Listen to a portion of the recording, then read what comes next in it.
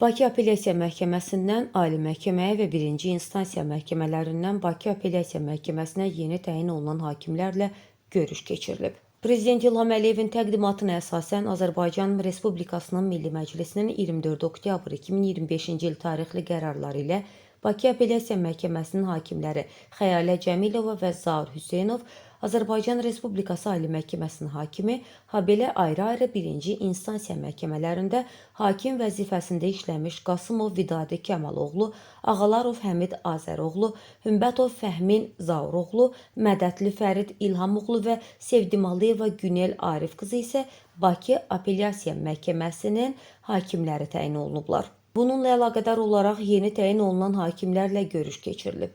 Onlar məhkəmənin rəhbərliyi və mövcud iş şəraiti ilə əyani tanış olublar. Məhkəmənin sədri Mübariz Əkbərov ilk növbədə məhkəmə hakimiyyətinin nüfuzunun artırılması istiqamətində görülmüş işlər və qarşıda duran əsas məqsədlər barədə ümumi məlumat verib.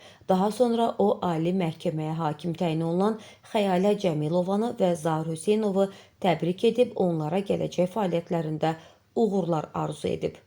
Mübariz Əkbərov Bakı Apellyasiya Məhkəməsinə yeni təyin olunan hakimləri də təbrik edərək, hakimlik fəaliyyətlərini həyata keçirərkən ədalət mühakiməsinin prinsiplərinə dönmədən riayət etməyi, hakim adını hər zaman uca tutmağı tövsiyə edib. Onlara göstərilən yüksək etimadı doğruldacaqlarına əmin olduqlarını bildirib.